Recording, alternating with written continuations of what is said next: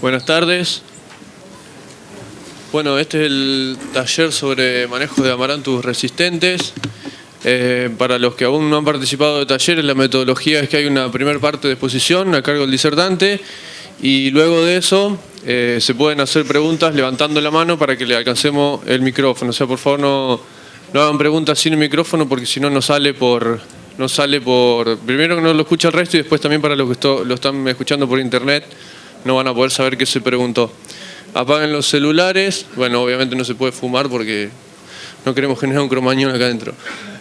Bueno, voy a presentar al disertante, a Sergio Morichetti, cordobés, residido en la Universidad de Río Cuarto. Hizo una maestría en ciencias en la Universidad de Florida, Estados Unidos, especialidad en malezas, y desde el año 1996 trabaja en la aceitera General Dehesa.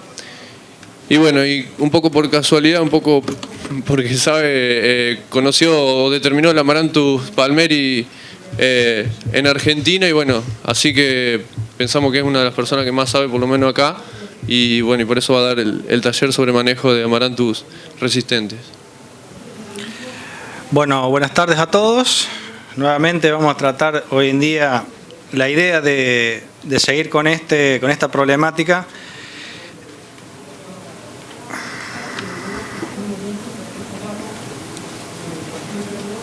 Ahora sí, la idea mía es brindarles algunos conceptos, ideas y experiencias que fuimos ganando en estos últimos 2 o 3 años. Digo conceptos, ideas y experiencias porque no es fácil trasladar una receta hacia todo el país. Y ese es un poco el mensaje que yo les quiero dejar, que siempre hay que tomar este tipo de cosas porque no hay nada que sea fijo, digamos. El manejo de residuales y todo lo que vamos a ver hoy en día no es aplicable para todos los lugares, pero sí todo este tipo de conceptos e ideas para que ustedes tengan en cuenta en la medida que esta problemática se vaya expandiendo, como vamos a ver aquí hoy en día. Hoy en día tenemos 2 problemáticas, Amaranthus palmeri, aquí, y Amaranthus híbridos o Amaranthus quitensis, hoy llamado Amaranthus híbridos, los 2 con resistencia a ALS y a glifosato apilada. Faltan algunas pruebas de hacer, pero bueno, todo el mundo reconoce a nivel de campo la problemática. Como ustedes ya se habrán notado, soy de Córdoba y la mayor problemática de Amaranthus palmeri lo tenemos centrado en el suroeste de la provincia de Córdoba, lo que no quita que tengamos problemática aquí en Tucumán, se haya expandido hacia otros lugares, y muy fuertemente este año apareció la problemática de Amaranthus híbridos resistente a glifosato, que ya muchos están siendo afectados en la parte este de la provincia. No quita que esto esté desparramado en otras áreas, como ya dije. Aquí podemos ver acá en Santa Fe, Daniel Toesca y Juan Carlos Papa. Miren la altura que tiene este Amaranthus palmeri. No se guíen por Juan Carlos Papa, pero bueno, tómenlo como referencia a Daniel. Pero ya ha llegado también a algunos lotes aquí en Santa Fe. También está en Chaco, o sea que la distribución de la problemática de Amaranthus en sí se está distribuyendo, y si seguimos, digamos, lo que ha sucedido en estos 2 últimos años, es probable que en el próximo año tengamos mucho más a nivel que sea exponencial la problemática de Amarantaceae. Entonces, el mensaje que yo les quiero dejar es que estemos preparados para esto. Vamos a ver algunas experiencias. Lo que tenemos ahora, lo que hemos visto, es que tenemos resistencia a ALS, tanto en ambos Amarantaceas. Estas son las sulfonilureas, o sea, ya nos saca el cajón de herramienta de herbicidas, nos sacan muchos herbicidas, todos estos sulfonilureas. Quiero aclarar una cosa, que hay biotipos que son susceptibles o resistentes. Dentro de los ALS tenemos 3 familias, hay sulfonilureas, imidazolinonas y las triazolospirimidinas. Puede que haya algunos biotipos que sean susceptibles a alguna de esas familias. Digo porque hay gente que ha echado diclosulam y ha controlado Amarantaceas. Eso es factible de que pase. Pero en general, como regla general, tomen que es resistente a ALS, a las 3 familias. No se guíen porque eso es realmente muy dispar. Realmente dentro de las sulfonilureas hay muchos herbicidas que nos han sacado. Aquí tenemos las triazolospirimidinas, como son, yo le he puesto nombres comerciales para que ustedes se familiaricen mucho más rápido. y a las imidazolinones. O sea que estos herbicidas prácticamente no nos sirven más para el control de amarantáceas. Y por supuesto ahora la novedad, la problemática es glifosato. O sea que glifosato, una herramienta muy utilizada, está siendo ya prácticamente no es controlada. Y más, pensemos en la campaña que viene, hemos barrido con todos los susceptibles, y yo el consejo que le doy, que para la campaña que viene, cuando vean una plántula de amarantáceas, tómenla como resistente. No se den como que es susceptible o es resistente, no entren en duda, porque si no es demasiado tarde. Porque todo lo que se ha distribuido, todo lo que se ha cosechado hoy en día, evidentemente son todos resistentes a glifosato. Entonces no duden, porque si no después se torna demasiado tarde para el control. Acá tenemos que definir dos escenarios que pueden estar ocurriendo. Aquí en rojo un escenario con una alta infestación en los lotes, que es lo que está ocurriendo en el suroeste de la provincia de Córdoba. Ya vamos a ver, requiere un manejo mucho más agresivo y complejo en cuanto a su manejo. Y acá hay que actuar sobre el problema. Acá ya el problema está, ya sabemos que está. Y un escenario acá en azul, donde todavía tiene poca o algunos lotes todavía no está la problemática de amarantáceas, donde acá tenemos que manejarnos, un manejo lo podemos hacer más sencillo y actuar más preventivamente. Y acá este juego de palabras hay que actuar para que no sea un problema. Acá lo que tienen que hacer la gente que no ha tenido problemas o ha tenido algunos casos, tienen que actuar preventivamente para que el año que viene no se torne un problema tan grave como vamos a ver, que sería este escenario acá. Este es un caso grave que está ocurriendo en el suroeste de la provincia de Córdoba. Esto es soja, aunque ustedes no lo crean, tapada por Amaranthus palmeri. Y esto no tomó 5 años, le llevó 2 años llegar a esa situación. Eso ha ocurrido en el suroeste de la provincia de Córdoba. Esta es campaña 12-13, como figura aquí, le pongo como referencia esos montes. Aquí, esto lo habíamos visitado con Daniel Tuesca, Juan Carlos Papa, ese lote. Habían aplicado glifosato y había muchos susceptibles. Esto es lo que pasó en esta campaña que pasó. O sea, de casi nada a completo el lote tapado por Amaranthus palmeri. No lleva mucho tiempo. Hay gente que este año tenía 0 problemas. Yo en mi campo no tengo problemas. Pasó a tener gravísimos problemas en esta campaña que pasó. Entonces no se confíen acá en Santa Fe, en el este de Córdoba, que yo no tengo el problema. Estén preparados para eso. Ese es el mensaje que yo les quiero dejar. No se dejen estar porque esto avanza muy rápido y ya vamos a ver que las opciones de control se hacen bien temprano. Cuando es tarde, la cuestión ya se torna ingobernable. Este es otro claro ejemplo, podemos estar toda la tarde mostrándole fotos. Acá, esto es una pastura de alfalfa, aunque ustedes no lo crean, todo Amaranthus palmeri. Esto es una vista aérea de un lote de soja, esto es soja, el resto es todo Amaranthus palmeri. Esto es una muestra de soja cosechada de la zona de Huinca-Renanco. Ahí tienen todo lo que eso se ha cosechado. O sea, esto se ha distribuido, vaya a saber a dónde. Entonces, de vuelta, voy a insistir con esto, no se confíen, estén atentos y actúen en consecuencia. En casos graves, como les puse, hay que actuar, como dije, agresivamente y es un manejo mucho más complejo. ¿Qué hago yo hablando de arar en un congreso de APRESID? Lamentablemente esto se hace en Estados Unidos y lo vamos a tener que hacer en algunos casos especiales en el suroeste de Córdoba. Esto es grave, pero lo que hay que hacer es tratar de enterrar todas esas semillas, ese banco de semillas que es infernal. Hoy lo escucharon hoy a la mañana ustedes, la cantidad de semillas que produce. Es prácticamente imposible controlar amarantáceas solamente con herbicidas residuales de postemergencia. Esto es un caso grave. Ahora nosotros en el suroeste, evidentemente hay que plantarle inmediatamente arriba un cultivo de cobertura, porque si no se vuelan todos los lotes. O sea que hay que hacer las dos cosas y después secar e ir a implantar. Estoy hablando de casos graves. Hay que tratar de aprovechar un año como este que ha llovido, que no siempre lo tenemos, donde esta alternativa puede ser viable. Evidentemente encontrar un arado hoy en día es prácticamente una panacea, pero quiero tirarles ideas y para que ustedes vean lo grave que es esto. Ustedes ya esta mañana pudieron observar cuál es la complejidad de todo esto. Los americanos han demostrado que después de 2 años de un 80% de germinación lo bajan a casi un 20%. Entonces, lo que hacen es enterrar por debajo, no existe el arado, no existe el cincel, no existe la arrastradisco, perdón, ni el cincel, porque no son herramientas que den vuelta al pan de tierra y pongan las semillas bien hondo. Sabemos que las amarantáceas germinan arriba. Entonces lo que hay que hacer es bajar la población inicial para que después, con tratamientos, con controles culturales y químicos, podamos trabajar en consecuencia, pero no en la manera de en esos lotes gravemente infestados. Este es otro trabajo que han hecho en Estados Unidos, donde aquí plantean de poner cultivo de cobertura, un centeno, y aplicar un arado. Este es un testigo sin poner cultivo de cobertura. Ven la cantidad de plántulas que hay por metro, 2.200 plántulas por metro cuadrado. Les recuerdo que lo que sucede en Estados Unidos es igual, es copia fiel de lo que nos está pasando a nosotros aquí.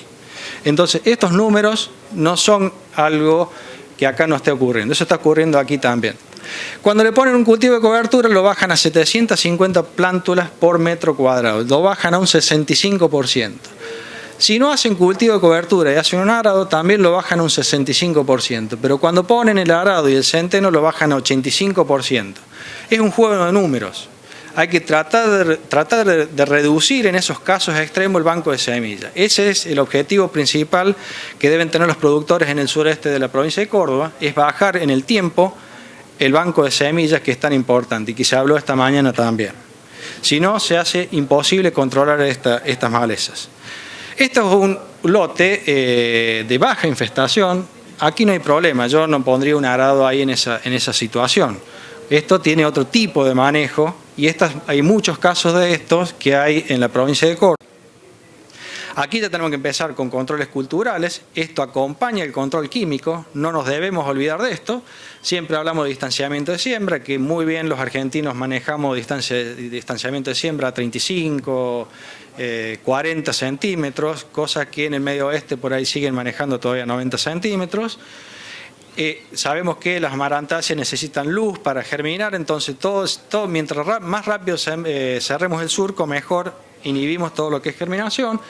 Fecha de siembra, si yo sé que tengo una gran camada que nace mediados de octubre, principios de noviembre, por ahí desplazo un poco la fecha de siembra y agarro todas esas camadas y tengo mayores opciones de control químico. Arquitectura de la planta, pondría una planta grupo 4 largo, un 5, que tenga arquitectura, que pueda llenar ese surco lo más rápido posible, resignando quizás un poquito de potencial. Son ideas que les brindo, ustedes saben mejor que yo qué tipo de variedad de soja sembrar aquí. Cultivos de cobertura, se ha hablado, la gente de Brasil ha hecho algo de esto, tiene que ser cultivos de cobertura densos, o sea, tienen que sombrear bien el suelo, porque no esos cultivos de cobertura para parar voladuras. Debe ser un cultivo de cobertura propiamente dicho, bien establecido para poder frenar todo lo que es la germinación o inhibir y demorar la germinación. Desmalezado con azada. Hoy se habló esta mañana de tolerancia cero y eso se está aplicando en Estados Unidos. Unas pocas plantas que queden en el lote realmente dejan una descendencia bastante importante dentro del lote. O sea que pocas plantas, que por más que parezca poco, el daño que hace al cultivo, a la campaña que viene, es bastante importante. Esto se hace en maní porque se saca todo, y en soja realmente esto en algodón se ha hecho en los Estados Unidos. Acá es complicado la soja porque es muy difícil caminar dentro de los lotes de soja, pero bueno, lo ponemos como alternativa para que el que lo pueda hacer, que lo haga. Y bueno, manejar rotaciones siempre es bueno, tener maíz y soja por cuestiones que uno va rotando una tracina, siempre tiene la alternativa de ir rotando, está obligado a rotar algunos herbicidas. En cuanto ya pasando los controles químicos, tenemos 3 etapas: presiembra, preemergencia y posemergencia temprana. Todo se actúa en Estados Unidos, todo muy rápido. Se pone un presiembra, se controla lo existente, se puede ir o no un herbicida residual ahí, preemergencia se pone otra batería de residuales, y en posemergencia temprano, porque no hay que controlar amarantos palmerios o híbridos que sean de tamaño grande, todo esto se hace muy rápido. Entonces hay que ir tratando de alguna manera, ir poniendo la mayor cantidad de residuales que nos permita para parar esta problemática.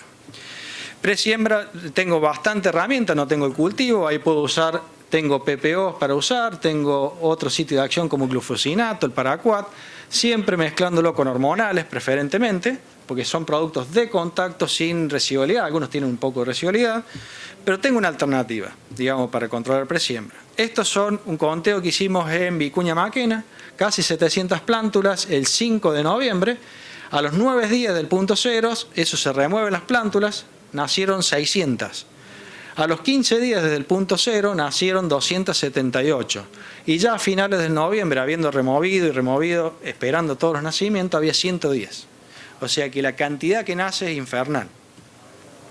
Si yo planto una soja aquí, un maíz, yo puedo estar trabajando tranquilamente con alguno de estos productos que no los puedo usar cuando el cultivo está presente. Esa es un poco la idea. Estos algunos ensayos que les quiero mostrar, simplemente mostrarles y tirarles algunas ideas. Usamos tres sitios de acción distintos, usamos el 2,4-D éster solo.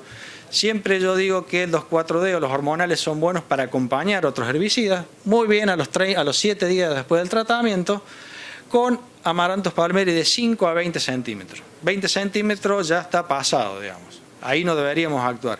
Pero yo lo que les quiero dejar es que siempre el agregado del hormonal nos da un plus de control que el herbicida por sí solo.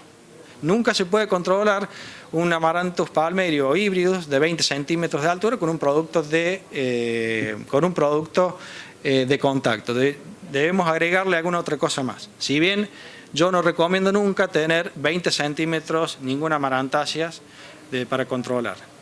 Hay que hacerlo antes a esto. Pero bueno, el ensayo fue hecho a propósito para ver si la adición de un hormonal mejoraba. Después ya nos vamos a preemergente, que también pueden ser aplicados presiembra como residuales. Tenemos toda la línea del acetoclor, el S-metaloclor, la dimetenamida, que son netamente graminicidas, pero controlan también hoja ancha de semilla pequeña, y las estrellas que son sulfentrazón y flumioxacin, 2 PPO residuales importantes para lo que es soja, esto para lo que es soja y maíz, y después tenemos los que son los inhibidores del fotosistema 2, donde tenemos la atracina en maíz, metribuzin y prometrina en soja, y el grupo de los bleachers que causan albinismo, donde tenemos el mesotrione, el topramezona y soxaflutol. Todos esos productos controlan amarantáceas. Hay que saber cómo ir mezclándolos. Mientras más productos residuales podamos poner, mejor. Porque Amaranthus palmeri, si nos abusamos de alguno de estos productos por sí solo, es probable que Amaranthus palmeri encuentre y se desarrolle resistencia a ese producto. Y no nos podemos dar el lujo de perder ninguno de estos productos aquí. Tiene gran variabilidad genética y ya hemos visto que en Estados Unidos está habiendo resistencias a atracina, por ejemplo. Imagínense no contar con atracina. ¿Qué pasa si se nos vuelve resistente a alguno de estos 2 PPO?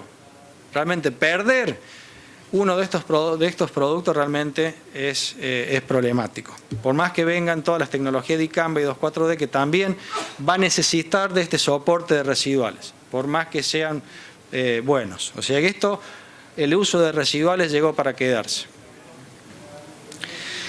El uso de residuales cambia de una zona a otra. Acá tenemos esta zona que ya hablamos donde está la problemática de amarantáceas, 1% de materia orgánica. Miren la capacidad de intercambio catiónico. No es lo mismo que en general de esa que tengo 2% de materia orgánica.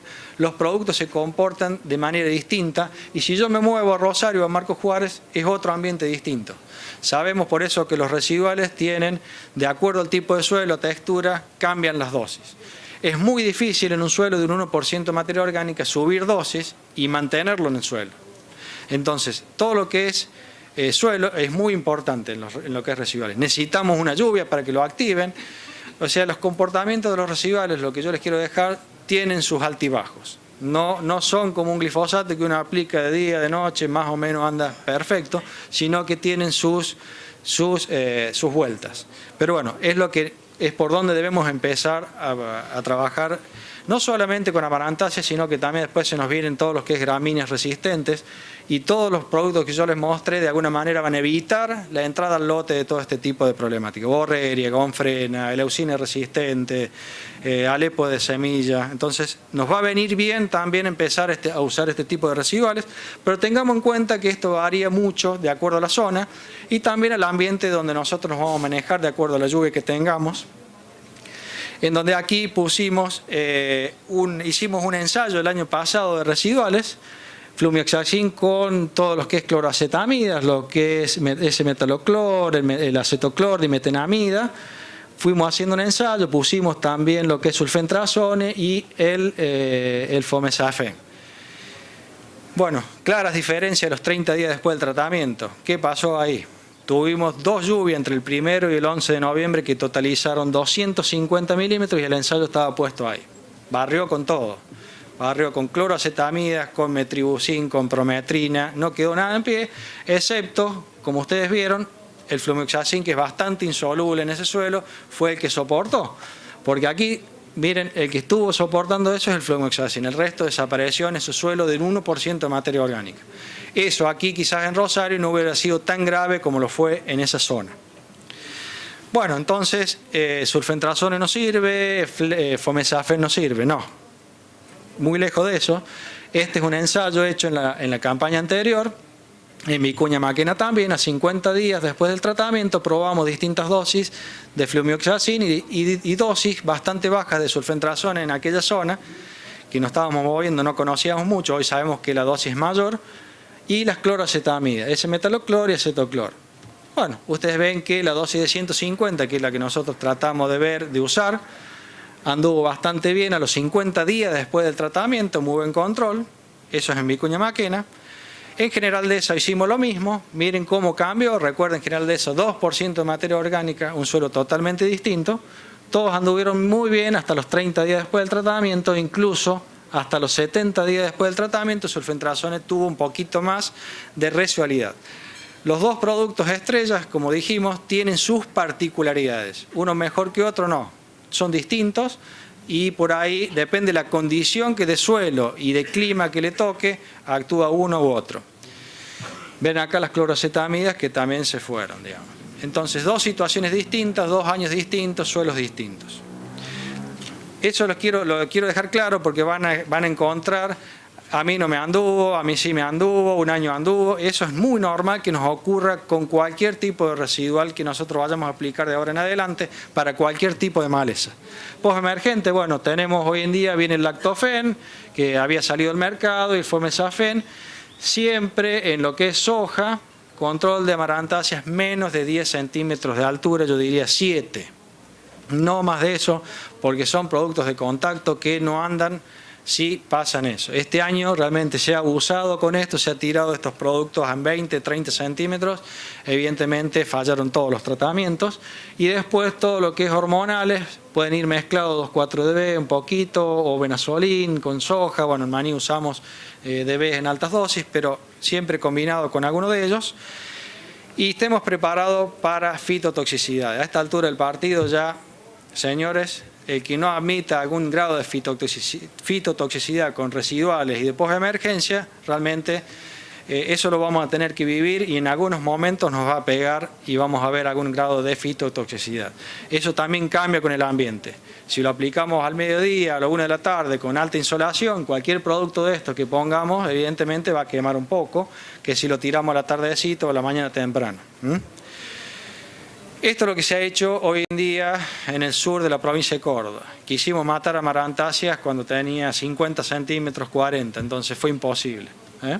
Esto no da miedo, la cantidad de aplicaciones de fomesafen, se han hecho 1 o 2, hasta 3 aplicaciones, y eso da un poquito de miedo. Imagínense perder un difeniléter, perder un lactofen, un fomesafen, prácticamente nos quedamos sin herramienta de postemergencia para lo que es soja. Ya tenemos antecedentes de resistencia de amarantos híbridos en Bolivia, resistentes a lactofen y a fomesafen. Entonces no juguemos con eso porque nos puede ir muy mal. Esto es lo que sucede cuando se aplican en el momento no adecuado. Después la planta rebrota, son productos de contacto. y sucede esto y después la planta surge como si fuera normalmente. Los tiempos de control de malezas basados exclusivamente en aplicaciones de post-emergencia se terminaron. El que no trabaje preventivamente con residuales y trabaje a tiempo, lamentablemente, el que no lo tiene ahora, no lo va a tener quizás el año que viene, pero a partir de ahora todo esto se viene. Y si seguimos lo que ha ocurrido en estos últimos 2 años con amarantáceas, es probable que esto se haya distribuido en una amplia zona. Entonces, tengamos cuidado, estemos alerta para que no nos agarre con la sorpresa que nos agarró este año y vean esos lotes que hemos visto en las fotos. Post-emergencia. De 3 a 10 centímetros, Amaranthus palmeri, 35 días después del tratamiento, usamos 700 de Fomesafen, probamos el Venazolin a esas dosis, de vuelta Venazolin solo, los hormonales solos no le veo mucha, salvo cuando venga Dicamba y 2,4 de altísimas dosis, es otra historia, pero con 700 vemos que hicimos un bastante buen control, 1 litro, muy buen control, y todas estas mezclas que hicimos, todo andó bien. ¿Pero por qué? Porque tenían de 3 a 10 centímetros. Estábamos aplicando en el momento adecuado. Cuando nos fuimos a malezas de 10 a 20 centímetros, esto es lactofen, le fuimos agregando cosas. Esto es un silvo, un siliconado. Le agregamos aceite agrícola al silvet, la misma dosis de lactofen para todos. Fuimos apilando productos para ver qué pasaba. Vemos que a medida que nosotros aumentábamos el apilado de productos, mayor era el control. Pero era de 10 a 20 centímetros, algo que no es recomendable hacer. Miren todo esto, lactofen, metalocloro, Venazolin, silvet, bueno, ahí hay que aguantársela cómo le va a la soja. Por suerte, la soja vino llovedor en ese lugar y se recuperó. Pero si no llueve, esa soja capaz que sufra las consecuencias. Entonces, estos son ensayos, por supuesto, no está recomendado, pero fuimos viendo qué pasaba a medida que le íbamos agregando productos. Esto es lo mismo con Fomesafen, fuimos agregándole productos y los controles fueron bastante buenos, el año acompañó. Todos estos productos actúan de acuerdo al año que nos toca, en el momento que lo hicimos, en el horario, pegan más o pegan menos, y después la recuperación de la soja es dependiente de qué pasa en los 30 o 40 días posteriores. Si llueve y las condiciones se restablecen, porque si se planta una sequía en el medio, esto probablemente pague las consecuencias. ¿Se entiende? Entonces van a escuchar que apliqué lactofen, anduvo espectacular. Otro lo van a escuchar, a mí me borró la soja o le pegó bastante a la soja. Eso es muy normal que pase con este tipo de productos PPO. Estos fue los tratamientos más agresivos. Aquí tienen el testigo, ven que el lote quedó limpio. Pero bueno, repito que las condiciones de las lluvias fueron buenas, entonces el cultivo tuvo la oportunidad de recuperar. Bueno, resumiendo un poco cómo controlar la amarantácea, empiecen con lotes limpios. Si hay amarantácea y apliqué glifosato y siembro atrás, no lo hagan, porque si falló glifosato, cuando se den cuenta que falló glifosato, ya el amaranthus tiene 20 centímetros y las hojas están haciendo. Perdimos la batalla. Como ya dijeron esta mañana los americanos, hay que arar todo y empezar de vuelta. Asegúrense de arrancar con lotes limpios. Fundamental el uso de preemergentes, de residuales más que de preemergentes, y tratar de mezclar distintos modos de acción. Lo ideal sería tratar de meter un PPO residual, un metribuzin, y después ir metiendo alguna cloroacetamida en lo que es soja, y mientras más grupos tengamos, pero esto va a llevar un proceso de aprendizaje, vamos a tener que ver todo lo que es fitotoxicidad que nos pueda causar. Es probable que las fitotoxicidades sean mayores en cultivos en siembras tempranas, porque las temperaturas más frescas que una siembra de noviembre o diciembre, donde normalmente hay temperatura y el cultivo puede metabolizar toda esta batería de productos.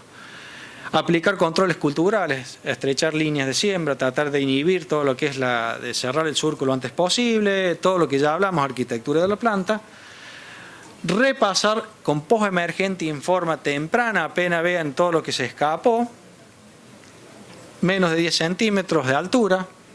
Los caudales no son los mismos, no son las mismas aplicaciones que glifosato. Habrá que ajustar hasta dónde podemos ir más abajo, pero no quiero recomendar algo de tirar 50 litros porque no es para todo el mundo.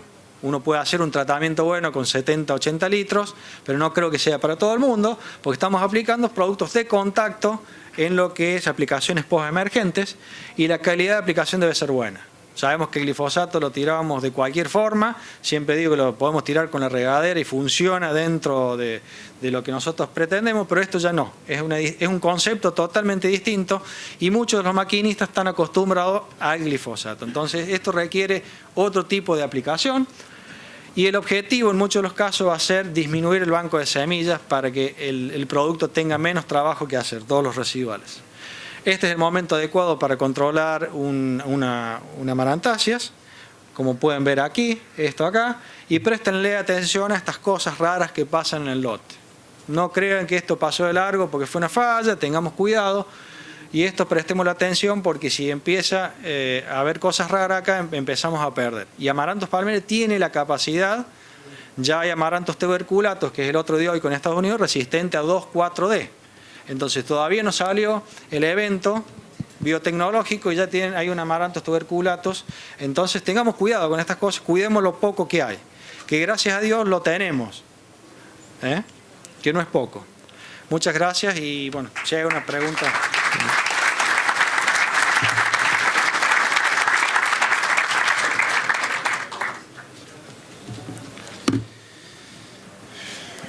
Sí, buenas tardes. Buenas tardes. En cuanto a manejo, teniendo una primavera como se pronostica esta con lluviosa, el Sumisoya o el Flumioxazin, ¿lo recomienda aplicarlo con el metolaclor o el metolaclor aplicarlo un poco más tarde para tener más residualidad? Yo lo separaría en los suelos arenosos. Hay algunos casos que el flumioxazin en mezcla con cloracetamida, sea S-metoloclor, acetoclor o la dimetenamida P, que es el Frontier P que aparece hoy en día. Hay alguna interacción que pegado a la emergencia puede haber alguna fitotoxicidad, eso es casual, lo separaría.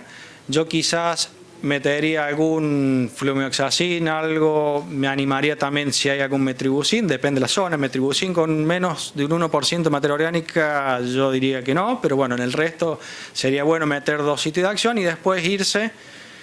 Estoy hablando, digamos, lo ideal porque hay cosas que no están registradas, no están en el Marbete. Yo te voy a hablar de lo que sería ideal, ¿no? Ahí es una gran diferencia. Pero por ahí sería bueno ponerlo post con algún fomesafen o lactofen, digamos. Me voy más adelante, lo separaría. Sería lo ideal, ¿no? Pero en todo esto tenemos que aprender, digamos, el uso de apilar distintos residuales, hay que aprender un poquito, pero lo separaría yo. Y si tuviéramos una primavera más seca, el sulfetrazone, que tiene más soluble, sí, ¿lo mezclaría con el metribuzin? ¿Le haría junto o separado como hizo usted? No, se podría estar mezclando. En general, como regla general, sulfentrazone, la experiencia, la poca o mucha que tengamos, requiere menos, digamos, del agua. Flumioxazin es un poquito más exigente, mientras más agua, mejor. Anda espectacular y sulfentrazone un poco menos. Ante el exceso, sulfentrazone podemos tener alguna pérdida. Sí se podría mezclar con un metribuzin, que es lo que están lanzando hoy en día, la mezcla con metribuzin. Con la salvedad, dije, del 1% esto de materia orgánica, y hay que estudiar un poquito más las variedades, que no tenemos mucha información, porque metribuzin había variedades de soja que le pegaba bastante o un poquito y a otros no le hace nada. Creo que esa es la pregunta que tenemos hoy en día, pero por suerte está un producto que lo podemos utilizar en soja que es distinto al resto, ¿no? Hay que aprender un poquito más en eso. Y la última, en cuanto a la densidad, sí, si tuviéramos algún lote parecido al que mostró en la foto, que estaba muy salteado, no tan complicado, ¿esperaría sembrar más hacia mediados de noviembre para tener más posibilidad de combatir a los primeros nacimientos o trataría de cubrir el entresurco rápido con menor distancia y sembrar temprano? En cualquiera de los dos casos, una de las posibilidades sería demorar a fines de noviembre si uno no... Acá hay que relegar un poquito de potencial, voy a decir, en algunos casos, ante la problemática que es. Demorarla un poquito, controlar, mientras yo la mueva más adelante a la soja, también más rápido crece. Sabemos que la soja, por más que la pongamos más temprano, demora un poco más en crecer también. Y yo, si no tengo la soja o el maíz puesto, en el caso de la soja, si no está puesto, puedo usar un montón de herbicidas, ahí jugar con un montón de herbicidas, que no puedo jugar cuando ya tengo la soja nacida. Para cualquiera de los dos casos podría ser una alternativa de diferir un poco la fecha de siembra. Sería bueno, digamos, ¿no? Yo no les quiero, ustedes saben mejor que yo, pero digamos una idea, es tirarles ideas y ustedes para que vayan acomodando esta problemática. Buenas tardes. ¿Qué nos podés hablar de la diseminación del cultivo? Yo calculo que vamos a tener, en lugares donde no hubo, vamos a tener mucho. O sea que la distribución, esto explotó un año, hubo un poquito, y este año explotó una barbaridad. Y si seguimos lo que pasó en los Estados Unidos y vemos, para mí esto es exponencial para arriba, pero mal. No solo por cosechadoras, digamos. Cosechadora, la número 1, por supuesto, y después se te empieza a escapar en pequeños manchones por todos lados, con pájaros, el transporte lleva por todos lados. Es como querer atajar una banda de mosquitos, esto no hay forma. Entonces, lo que yo quiero dejarles es que estén preparados, reconozcan lo que es Amarantaceae de lo que es chiquito, no se dejen estar, que hoy está chiquito y mañana es tarde. Entonces, todo se hace ahí muy, muy rápidamente. Viento no nos faltan acá, entonces la pulverizadora está parada, entonces hay que tener el producto, ¿viste? Es toda una logística antes de entrar al lote a pulverizar. Sergio. Daniel. Bueno, excelente la presentación. Una consulta respecto a lo de la labranza, de esta labranza profunda. Dado todas estas características que vos decís de rápido potencial de crecimiento y de fecundidad, ¿no te parece que tiene que ir acompañada? Es decir, esa labranza donde vos enterrás, que por otro lado dudo que entierres el 100% de semillas. No es el 100%, bueno. Entierra una buena parte, digamos. Y dado que esas pocas que te queden, si no las controlás con un 100%, casi que volvés al problema inicial en un año o dos. Exacto. ¿Ah? O sea, la labranza esa profunda es bajar un poco los decibeles y seguir con el paquete normal de residuales y de post-emergencia con lo va quedando. O sea, eso no inhabilita los controles culturales y los controles químicos, para nada. En todos los casos va eso pegado. Son casos extremos que evidentemente no se está haciendo, pero lo tiro sobre la mesa porque realmente es grave. Una cantidad de palmeri que hay ahí es infernal, la semilla que hay. Y la última, un cultivo de cobertura, ¿cómo lo verías en cuanto a que te concentraría la emergencia? Sí, lo demora. O sea, lo que hace es demorar, lo concentra un poquito más adelante cuando ya se empieza a degradar el cultivo de cobertura, empieza a salir. Pero bueno, uno ya lo pega ya al cultivo. Lo que pasa es que hay que quemar eso. Como consumió agua, hay que esperar, digamos, hay que demorar la siembra, que junte agua de lluvia ahí en noviembre, cuando sea, y después implantar el cultivo que viene, porque estamos en una zona tampoco que no nos sobra el agua para las dos cosas. Entonces, hay que manejarlo ahí. No es que si nos movemos acá a Rosario es otra historia, hay más lluvia, más almacenaje, pero mientras nos movemos al oeste ya hay que empezar a jugar distinto, ¿no? Sí, acá. Acá. En lotes donde hay una sospecha de que puede haber porque se vio algún manchoncito, ¿convendría hacer un preemergente por ahí con una última pasada de glifo? ¿Podría ser prometrina? Sí o sí. Hoy en día, por las dudas, sí o sí. Córdoba, Santa Fe, todo, y Villegas, Buenos Aires, Villegas que ya toda esa zona no tuvo nada, no tuvo ningún problema, no solo por el problema de amarantáceas, como dije, viene leucina resistente, gonfrena, borreria, vienen tantas malezas tolerantes y resistentes que al usar es como vacunarse contra la gripe. Claro. Entonces uno se vacuna, está bien, uno previene la entrada de todas esas malezas que están viniendo duras y es una práctica que va a entrar tarde o temprano porque aún con las nuevas tecnologías, como dije, de 2,4 de resistencia a 2,4-D y a dicamba, porque tampoco hacen magia, ¿no? Tienen determinado, no es el glifo, ¿no? En el caso de la prometrina que la nombraste, ¿podría ir con glifo y en qué dosis? Y si tiene control sobre colorado y alguna otra... Tiene control sobre colorado, no tuvimos muy buena experiencia en el suelo arenoso, se lavó también. Es un producto que hay que ensayarlo un poquito más. En Villegas no te sabría decir. Allá estábamos en 1,5 litros, capaz que haya que ir a 2 litros. O sea, convendría por ahí hacer un metaloclor, acetoclor. Sí, eso sí. Antes que una como vimos ahí, PPOs residuales y cloroacetamida de cajón, yo diría, porque uno controlaría amarantáceas los dos, y hoja ancha y gramíneas a la vez. Y después si uno puede meter algún otro sitio de acción, mejor. Pero prefiero que vayan despacio primero, empiecen con lo básico y se animen a hacer una tancada con algo más. No nos volvamos locos a querer expandir y a meter productos por todos lados, porque como digo, esto hay que ganar experiencia zonalmente, ¿no? Porque no son fáciles de manejar. No, hay que tener cuidado. Va a haber en donde haya superposición con metribuzin, doble pasada, ahí eso venimos a la que hicimos antes, ¿no? Sí. Ya esta la vivimos, no la vivimos, yo digo, Juan Carlos siempre dice el regreso de los muertos vivos, y es cierto. El tema es que el enemigo a combatir hoy en día es muy distinto al que teníamos antes, más duro, más difícil ahora. Yo le agregaría eso. Gracias. Queda tiempo para una pregunta. Ya tenemos el oferente. Me interesaría saber, en la zona donde vos trabajás y empezaron a tener el problema, vos hablabas recién de ponerle el acento al tema de la pulverización y de la logística y todo eso. Me interesaría que comentara un poco cómo se manejó eso. Complicadísimo. Los americanos tienen una pulverizadora a cada 1000 hectáreas y guardada en el galpón. Acá toda la estructura de pulverización se armó mucho de contratistas para pulverizar glifosato, donde una pulverizadora hace 40.000, 50.000 hectáreas. Entonces ahora no tenemos esa estructura, todos los precios se acomodaron a la aplicación de glifosato con 35 litros, 40 litros, 50, lo que sea. Esto requiere otro tipo de cosas, cada vez tenemos menos aguas de calidad, cada vez se arreglan menos molinos en los campos alquilados, lo cual es todo un tema.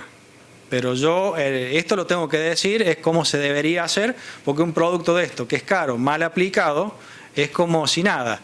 Entonces vamos a tener que de alguna manera cambiar la estructura a futuro porque es complicado. En el suroeste tenemos vientos, muchos días de vientos, entonces no es fácil llegar a tiempo con todo, ¿no? Entonces es todo un desafío muy grande, pero bueno, uno tiene que, evidentemente, cuando yo digo que tienen que tratar a 5 o 7 centímetros, todo ya no se puede hacer, y bueno, no puedo decir que lo podamos tratar con 20 centímetros, debemos decir lo que es real y tratar de hacer lo que más se pueda.